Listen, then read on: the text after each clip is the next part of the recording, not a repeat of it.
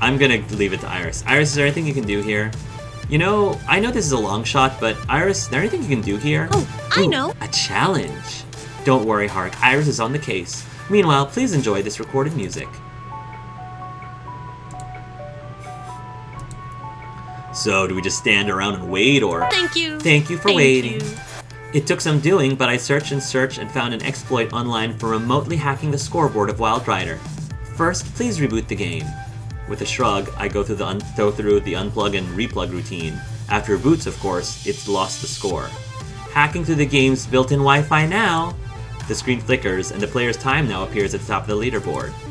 Whoa! Amazing! Hey, seriously, I owe you. And your magic phone, I guess. Right, I'm on to the next game to conquer. I'm going to send Naomi a fan-made firmware update which closes the exploit. I doubt anybody would actually take the time to hack the FunPlex's game, but better safe than sorry, right? Got it. Thanks, Iris. You've been a great help. Hooray! What should we tackle next? Wait a second. As I loop around to the center of the room, I can't help but notice two things. Percy's looking oddly irate, and Queen Bee is missing. Yeah, don't care. Don't care about Queen Bee missing. My instinct says I should tend to our VIPs. First and foremost, I don't think I can cover both of them in time, but I could help out at least one of them. Even if it leaves the last of those crowd problems twisting in the wind. I don't know, this is triage. Where should I focus? Percy? Queen Bee may be freaking out. I'll go see her. Sharks are circling the snack machines. Percy isn't looking great. He may need help. Percy! I'm here to help. I'm here to come to your rescue, buddy! The crowd around Percy is decent, but not the mob scenes we're seeing around Fist of Discomfort or the snack machines. Mostly curious onlookers, watching Percy as he loses the game? I don't think I've even seen a game over screen for Mr. Moopy's Magic Maze. Percy gives the joystick an angry smack before quickly pumping in another token and starting again. For that matter, I've never seen Percy actually angry. Even when his runs aren't going great, he's usually so chill about it all. Oh, for f***'s sake. Oh man, even when he curses, he's hot. Dude. Another first, hearing Percy swear. I gotta step in. He needs some team support. Hey, Percy, remember to breathe. In, out, in, out. You can do this. You've done this dozens of times before. He closes his eyes for a moment as the screen refreshes between two mazes. Exactly. I've done this dozens of times before. Hundreds of times. Somebody's lost his mojo somehow. So why am I actually losing? Blast it! I keep making stupid mistakes. Losing lives at an unacceptable rate. I should be building up a stock. A safety buffer for bad RNG manipulation runs or for taking quick breaks. Instead, I'm barely keeping my head above water. Truthfully, this is my second game over today. I love how he says the word wa'a. If this was some glitzy showpiece run at Deco's Palace with the big names in retro score chasing play, I'd probably have shut down the whole show by now to save face. It's early in the morning. You can afford a few mistakes, right? Possibly. Possibly not. A 3.5 million world record run, a 3.5 million world record run would take hours. I'm not sure there's enough hours left in the event, even if I was at peak performance. Bloody hell. This isn't me. I should be better than this. I have to be better than this. Oh, bugger it. From earlier, it's clear he felt that achieving his dream alongside mine was important to him. And there's the not-so-small matter of doing it in honor of his sister. Honor, I suppose. He's British. First things first, he needs to stop for now and calm down. Playing angry clearly isn't working. What can I do to help here? Can you give him a massage? Offer a hug. Put a head on his shoulder. Shoo the crowd away. Offer a hug. I make sure he sees the gesture coming so he can wave it away if he doesn't consent.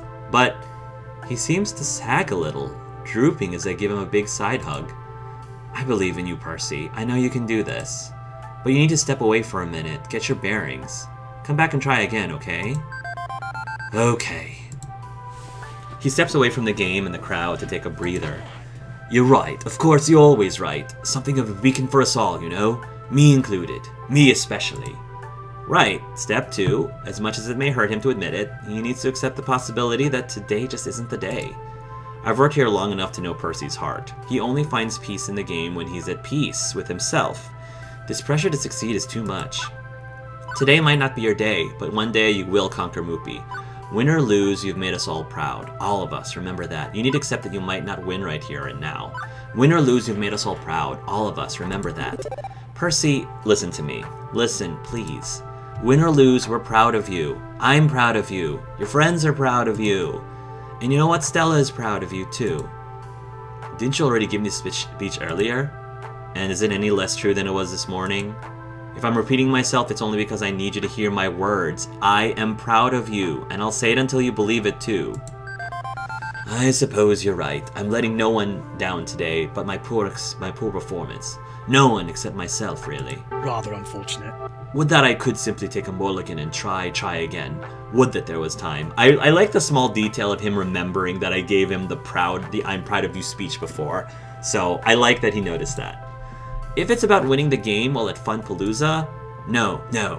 Well, I'd love to do that, as I've noted, yes. Well, It's complicated. Nothing you need to worry about yourself. Don't want to worry yourself about.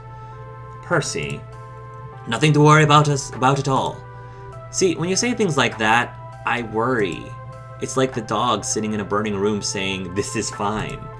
Pardon? Percy's apparently not hip to the memes of the youths, as he is an old. Look, I've stuck around and chat, but if I'm to make this record, I should get back to it. Still, I'll try to take your words to heart. It's just another run. No more, no less. I have to see it that way, whether or not it's true. Now you've got an event to manage here. I can play my best knowing you're doing your best out there. You've got my word on that. Right. Once more into the breach, Mr. Moopy. Sorry for talking over you, Percy. And he's back into the maze. Zapping monsters, collecting treasures, looking for the exit, time and time again. Something nasty is brewing here. He doesn't show what's going on beneath the surface to just anyone. I learned about the tragedy in his past, yes, but for others? A smile, nothing more. Alright, now we're bumping up. We're bumping Percy up. Here we go. Percy's catching up. Not sure I like that I'm now getting a smile, a nod, and nothing more. But I can't force it out of him. I'll check in with him later, just to be safe. Nice.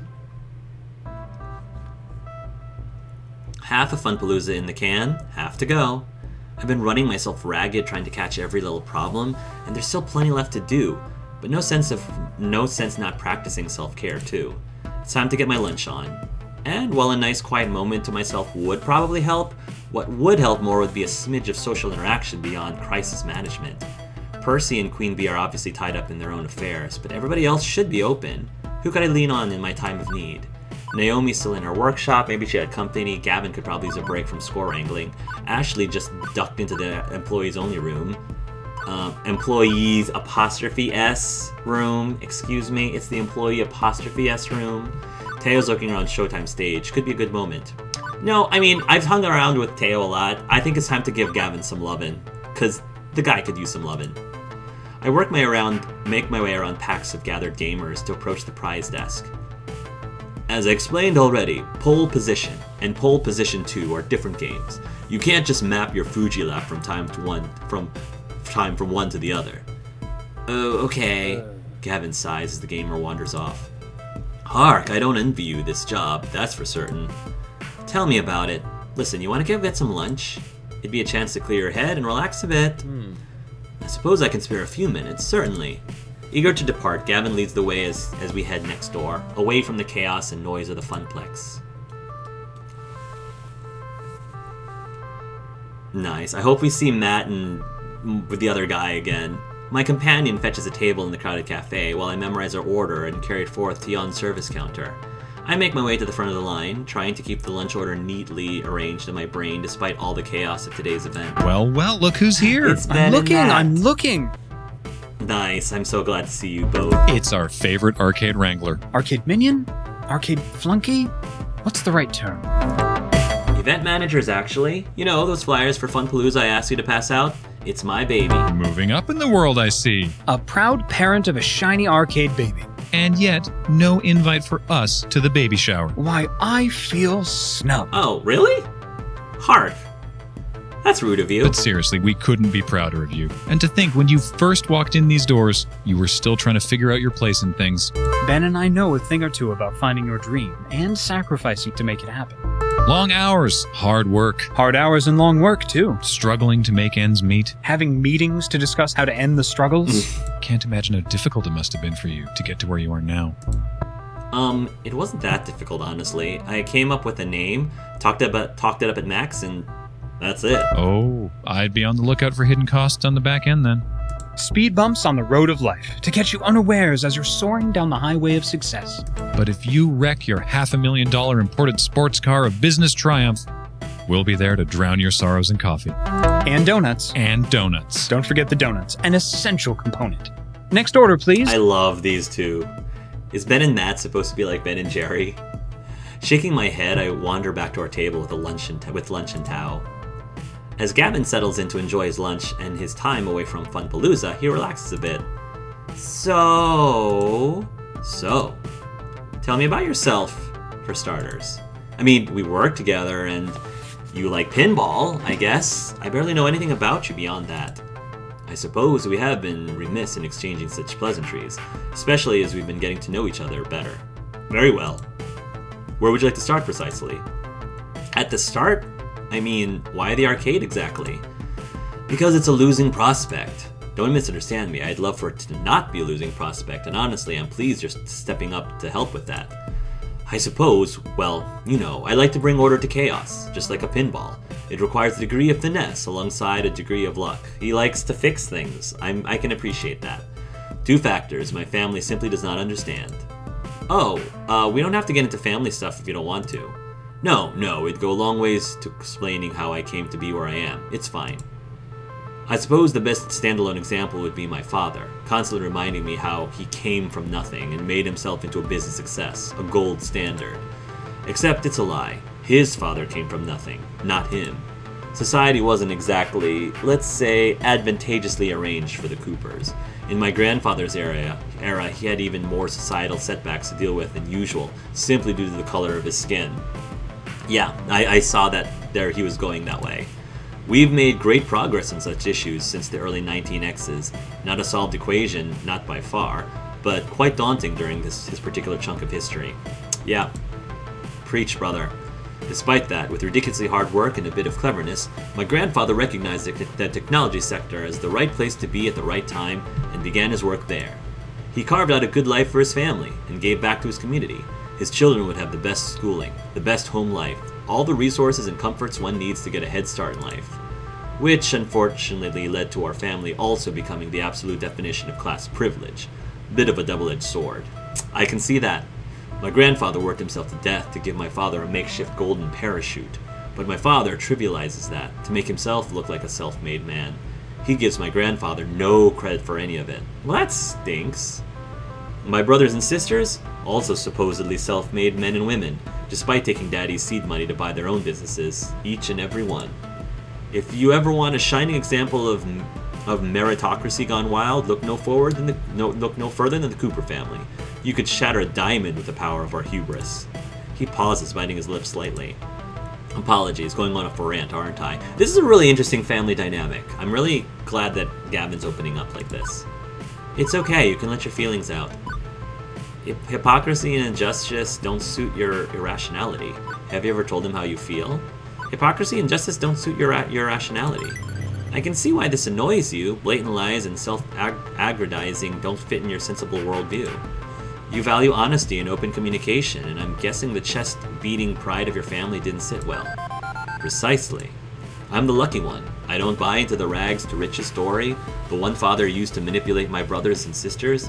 I saw through it with clear eyes.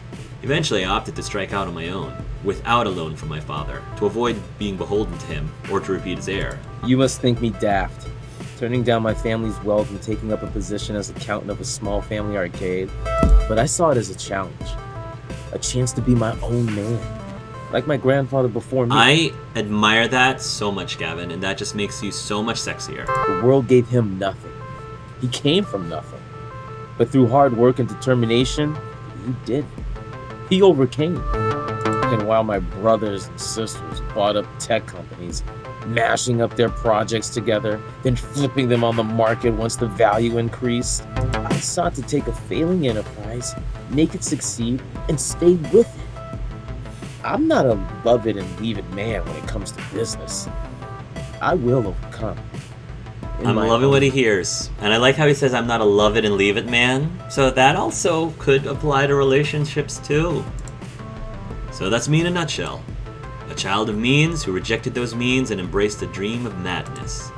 Does this suffice for your getting to know your needs, Hark? I'm left bewildered for a moment. I'd been expecting light small talk, not a backstory plus mission statement. And honestly, I hadn't expected the accountant of a video arcade to be, well, born to a high tax bracket, a bit like the surprise of Percy's wealth. But one question lingers. So, you went to college, right? For business and accounting, yes. Right, and no student loans. And well, you had clothes on your back and a nice house in a nice neighborhood, I'm guessing. Meaning, you aren't exactly starting from the zero. Yes, I know, it's not exactly the ideal start for one in a quest to prove his well-to-do father wrong. I realize I'm a bit of a fool, I'll admit to that. I certainly enjoyed the head start that wealth and gradual societal change can provide. I can never truly claim to be a wholly self-made man to the same degree. It's fine! I mean, that's fine. You need a decent foundation. That's cool. You should take advantage of the foundation that you have because that is what your grandfather worked so hard for. He worked so hard to make things easier for his kids and their kids. So it's okay to tap into that a little bit. But once you do, and you're actually able to get the bare necessities like food on the table, a roof over your head, clothes on your back, and an education, then you can start being fixing the chaos, as you say. And I don't consider rejecting the family wealth an insult to my grandfather's efforts. I consider it an insult to my father, who lies and boasts and claims this is all his own doing.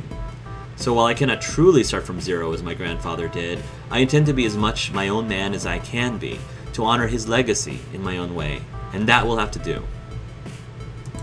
Very sexy. That brought down the mood. Time for me to lighten it up again. Why the arcade exactly? All the pinball you can play? Why not buy the arcade outright? Call it the Gavinplex of Gavinness. Did you join the Funplex because of your family's background in tech? Why not buy the arcade outright? Call it Gavinplex of Gavinness.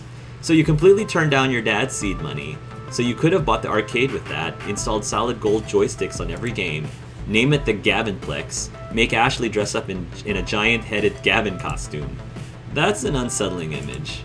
There's an unsettling image. But as noted, I had no interest in using my father's launch pad. If I was going to prove him wrong, that he truly wasn't a self-made man, no shortcuts allowed, which means voluntarily letting the arcades suffer. I know I could help it along considerably with a bailout. Perhaps I'm selfish, following my dream rather than adopting a more pragmatic solution. You said dreams are worth protecting. True, they are, and mine remains intact. And I believe I've bent your ear about socioeconomic philosophy more than enough. Undoubtedly, this has been the most boring conversation of your entire life, and for that I apologize. It's fine, it's fine. I said I wanted to get to know you. This is getting to know you. And, as fair is fair, I think you should get to know me. Quid pro quo. I tell him about my happy childhood and my unhappy adolescence. I tell him about the fall of the Angel family and of Juniper pulling me out of the ashes. I tell him about what's really going on in my head on day one of the Funplex, and even about Juniper's secret job offer. He listens attentively. At first I think he's ignoring me, just nodding along as he says nothing in return, but no, he's absorbing it, analyzing it. And now you're fighting. Fighting for your dream, fighting for the Funplex, just like me. That about sums it up, yes. Very well. Very well. Consider your dream under my protective umbrella. I'll fight for your dream as well with all my heart. You are so sweet, Gavin. I know I haven't been the best at protecting Naomi's dream. I know I make mistakes, but I'm trying to improve, to be a better person. I trust that if I ever accidentally step on your dream, you will let me know, with honesty and clarity. Do not hold back. Don't be afraid to hurt my feelings. That's the nicest thing Gavin has said to me. Wouldn't dream of it. Then we have an accord. I suppose we've hidden ourselves away from the FunPalooza long enough. Shall we return? Cool. Yeah, we've knocked up. We've bumped up Gavin. Quite, decent. I felt like I didn't choose the right response with the last one, but it was the response I would have said. I would have, even though I felt that he wouldn't have liked my lightheartedness as much, it's what I would have said. I would have tried to incorporate that into our conversation. We quickly gather up our trash and shuffle on back to our jobs. Him at the desk, myself on the floor. The event's not over, not by a long shot. I'm glad we had that little short date with Gavin. That's cool. We got a little bit more bonus. We got to learn more about him. We got a few brownie points from him. The next few hours passed quickly. With renewed confidence, Percy's deep into his world record run and performing admirably. He's intensely focused on that score, inching ever closer. While Queen Bee effortlessly destroys locals on the path to her inevitable showdown with the demon. Myself, I float through it all, taking care of little problems while keeping an eye on both of them. But as the event winds to a close, all eyes are on our two main events, and the very real possibility of our local heroes falling apart at the finish line.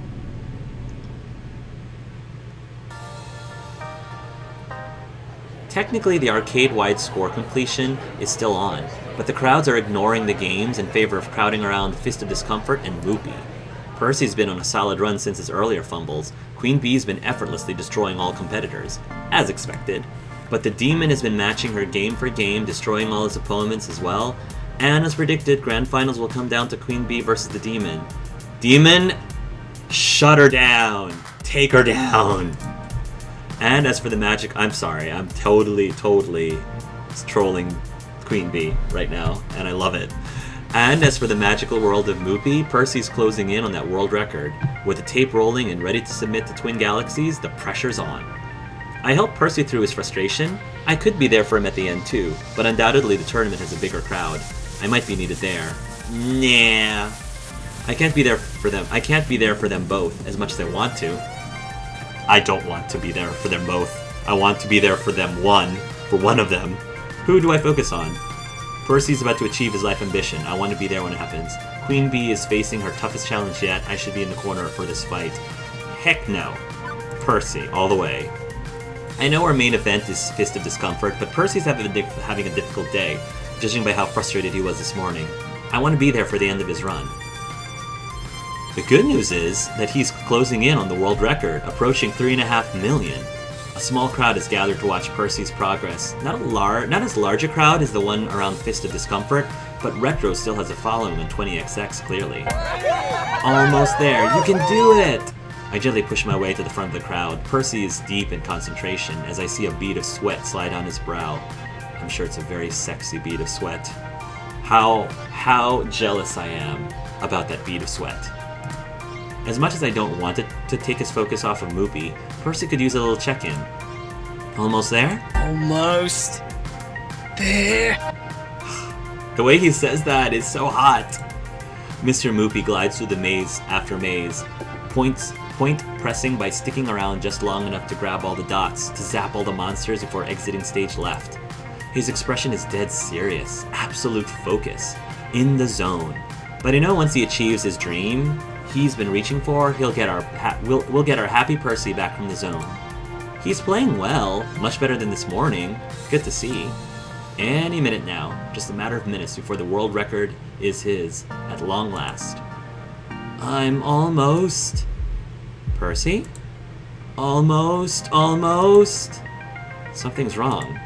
Something is very wrong. That's not the look of someone in the zone. That's the look of someone in actual physical pain.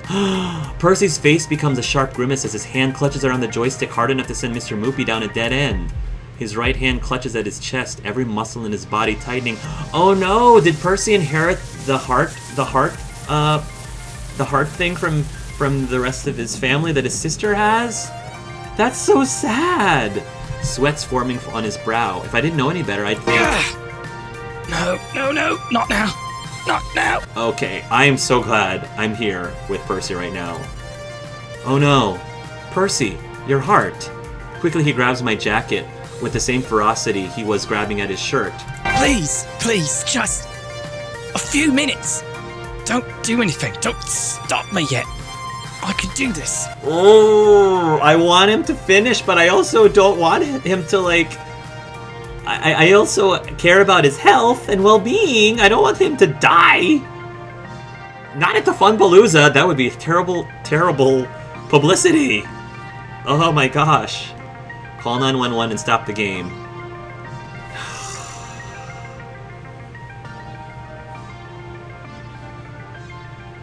Oh, I don't want him to... This is hard! What do I do?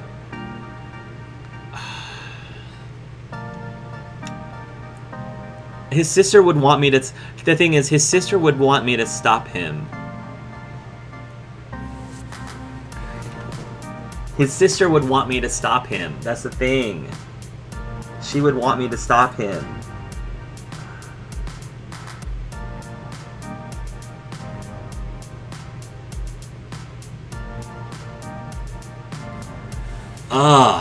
This is hard.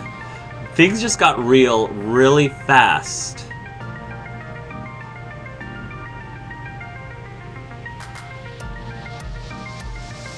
I don't want him to...